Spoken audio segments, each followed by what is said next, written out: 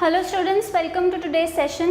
Last session में हमने आपके साथ ईदर और के सारे केसेस डिस्कस किए थे कि किस कंडीशन में ईदर और यूज़ होता है और किस कंडीशन में नहीं।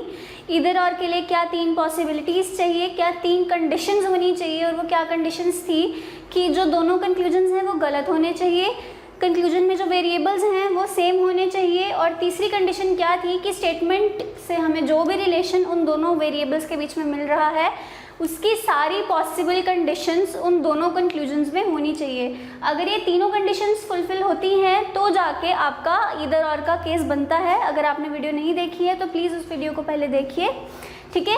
अब आज के सेशन में हम क्या देखेंगे कि एक से ज़्यादा स्टेटमेंट्स हमको जब दी जाती हैं तो उनको कैसे टैकल करना है। अभी तक हम क्या देख रहे थे, हम देख रहे थे एक सिंगल स्टेटमेंट में से हम 2 वेरिएबल्स उठा के उनमें कंपैरिजन कर रहे थे, बट अब हम आज जैसे देख पा रहे हो आप बोर्ड पे, हमने 3 इक्वेशंस ली हैं, ठीक है। 3 स्टेटमेंट्स हैं और हमने इन 3 स्टेटमेंट्स को जोड़ के हमारे रिक्वायर्ड कंक्लूजन के वेरिएबल्स के बीच में रिलेशनशिप फाइंड आउट करना है। तो चलिए देखते हैं आज वो कैसे करेंगे, ठीक है। सबसे पहले हम देखेंगे कि हमें कंक्लूजन में कौन से 2 वेरिएबल्स चाहिए, ठीक है। क्या वेरिएबल्स चाहिए? ए और जी। मैं देखूंगी कि मेरे पास ए और जी कहाँ कहाँ है। ये रहा ए, ये रहा जी, ये रहा ए। अब हम देखेंगे, हम क्या ढूंढेंगे कि जिन 2 अलग अलग स्टेटमेंट्स में मेरे रिक्वायर्ड वेरिएबल है उनमें कॉमन पॉइंट क्या है उन 2 स्टेटमेंट्स को जोड़ने के लिए। अगर मुझे इस स्टेटमेंट और इस स्टेटमेंट को जोड़ना है या इस स्टेटमेंट और इस स्टेटमेंट को जोड़ना है, वो मैं कब जोड़ पाऊंगी? जब मेरे पास एक कॉमन वेरिएबल होगा। क्या इस स्टेटमेंट और इस स्टेटमेंट में कोई common variable F? D D A H I G जी, तो कॉमन वेरिएबल नहीं है, मतलब ये 2 स्टेटमेंट्स नहीं जोड़ सकती। तो ए और जी का रिलेशन फाइंड आउट करने के लिए मुझे स्टेटमेंट 1 और स्टेटमेंट 2 को जोड़ना पड़ेगा। A B C D E F D G, क्या कॉमन है? कॉमन है डी। डी मेरे पास कॉमन है तो मैं डी के साथ इन दोनों स्टेटमेंट्स को जोड़ूंगी और फिर अपना रिलेशन निकालूंगी। अगर मैं स्टेटमेंट 1 देखूं, इसमें से मेरा ए और डी के बीच में क्या रिलेशन बन रहा है? मेरा रिलेशन बन रहा है A is greater than D. Am I right और not? A is greater than D मेरा रिलेशन बन रहा है। यहाँ से मेरा डी और जी के बीच में क्या रिलेशन बन रहा है? डी इज ग्रेटर देन जी। तो जब मैं इन दोनों इक्वेशंस को जोड़ती हूँ तो मेरे पास ये बन रहा है। और इन 2 कंडीशंस में, एक स्टेटमेंट में मुझे किन 2 वेरिएबल्स के बीच में फाइंड आउट करना है? ए और जी के बीच में। तो क्या रिलेशन आया मेरे पास? ए इज ग्रेटर देन जी। तो क्या ये रिलेशन यहाँ गिवन है? ये रिलेशन यहाँ गिवन नहीं है, तो ये कंक्लूजन हो गया गलत।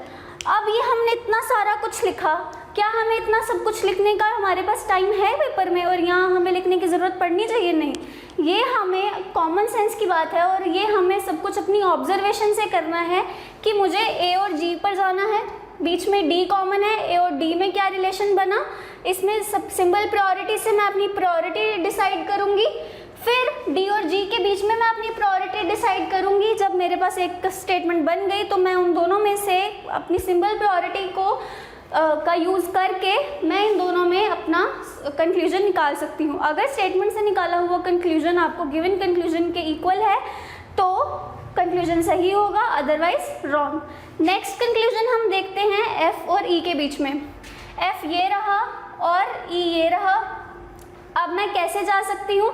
अगेन इस स्टेटमेंट और इस स्टेटमेंट में क्या कॉमन है? डी। तो यहाँ से मैं गई, F is greater than D, F is greater than D. फिर मैं इस स्टेटमेंट में आ गई तो डी और ई के बीच में क्या रिलेशन है? डी इज लेस देन ई। तो जब मुझे एफ और ई के बीच में रिलेशन फाइंड आउट करना है तो क्या मैं कर सकती हूँ? ऑपोजिट फैमिली के मेंबर्स दोनों में लाई कर रहे हैं तो क्या इन दोनों के बीच में रिलेशन आएगा? इन दोनों के बीच में रिलेशन क्या होगा? सी एंड डी। तो again this conclusion is also wrong, ठीक है। अगर मैं नेक्स्ट कंक्लूजन का सेट देखती हूँ तो बी और जी के बीच में मुझे रिलेशन फाइंड आउट करना है। बी यहाँ है, जी यहाँ है। Again the common point is what? D. यहाँ से मैं बी और डी के बीच में क्या रिलेशन निकाल रही हूँ? B is greater than D, है ना।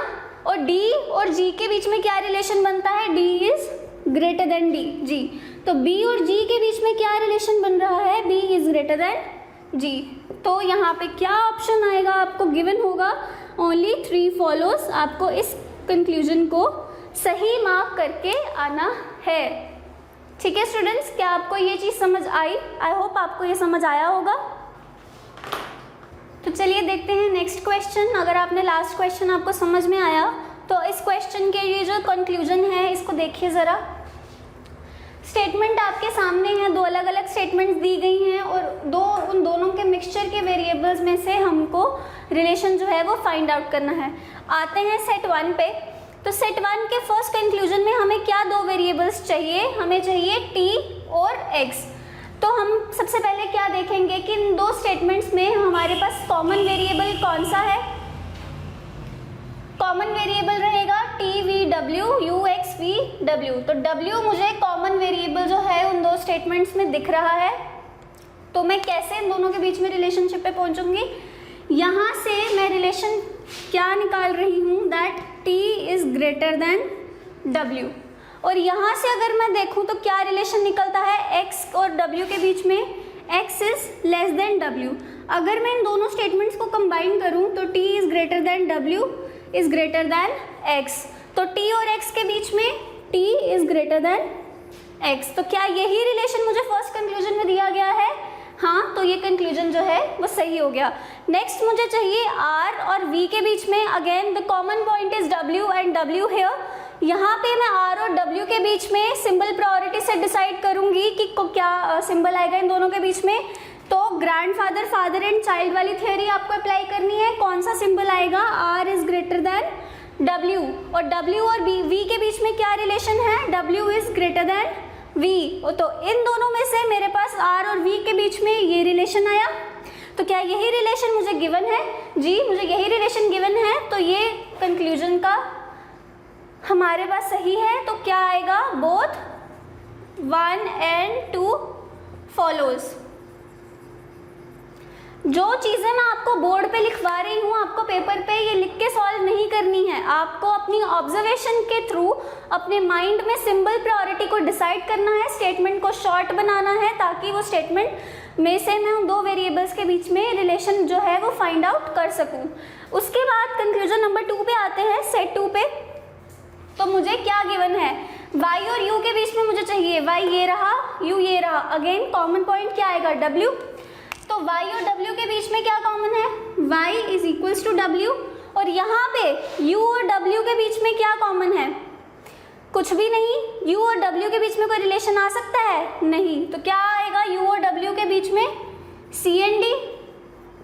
तो क्या y से लेके u के बीच में कोई रिलेशन बन सकता है? नहीं। जब इससे लेके यहाँ तक कोई रिलेशन नहीं बन सकता तो इसके बीच में और इसके बीच में भी कोई रिलेशन नहीं बन सकता।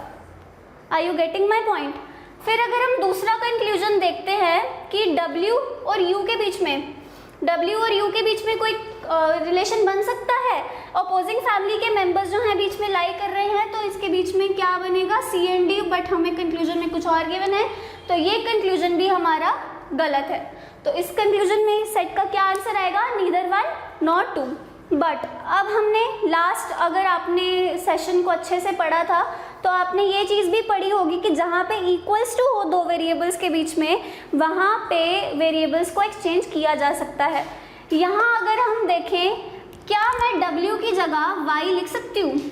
Because y is equals to w। तो अगर मैं यहाँ पे y लिख देती हूँ तो मेरे इधर और की कंडीशंस क्या थी कि दोनों वेरिएबल्स जो हैं वो दोनों कंक्लूजन्स में सेम होने चाहिए। दूसरी कंडीशन, दोनों कंक्लूजन्स जो हैं वो गलत होने चाहिए।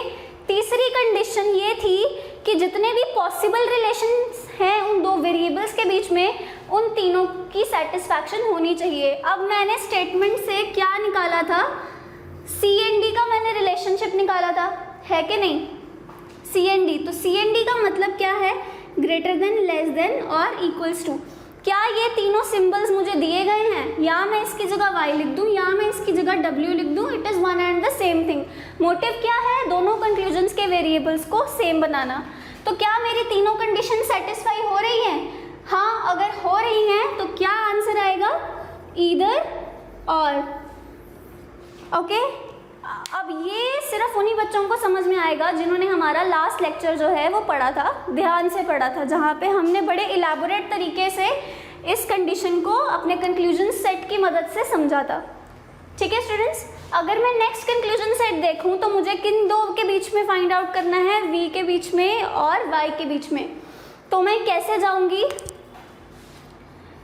v सिर्फ w के बीच में मेरा रिलेशन है ये, और w जो है मेरा वो y के इक्वल है कि नहीं। तो इन दोनों के बीच में क्या रिलेशन बनेगा, v is less than y। तो क्या मुझे यही गिवन है, हाँ मुझे यही गिवन है। और सेकेंड कंक्लूजन में देखूं v is equals to y, इस स्टेटमेंट से क्या ये कंडीशन सेटिस्फाई हो सकती है, नहीं हो सकती, बिकॉज सिंबल प्रायोरिटी से ये वाला सिंबल जो है वो प्रायोरिटाइज किया जाएगा। तो इस कंक्लूजन सेट का क्या आंसर रहेगा, ओनली वन फॉलोज।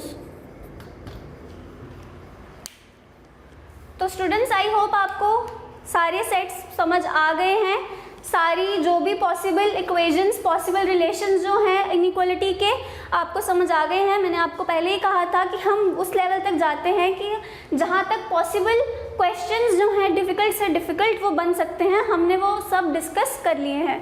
ठीक है, अब आपका प्री लेवल के एग्ज़ाम में इससे ज़्यादा कुछ भी नहीं पूछा जा सकता, चाहे वो जेके बैंक पीओ हो या जेके बैंक क्लैरिकल हो। ठीक है, तो हम इनइक्वालिटी को यहीं तक रखेंगे, आप आगे अपनी प्रैक्टिस करते रहिए। हमारे टेलीग्राम ग्रुप को ज्वाइन कीजिए, वहाँ पे आपको डेली बेसिस पे हर वीडियो लेक्चर के बाद क्वेश्चन सॉल्व करने के लिए दिए जाएंगे, उन्हें सॉल्व कीजिए, अपनी प्रैक्टिस को स्ट्रांग बनाइए।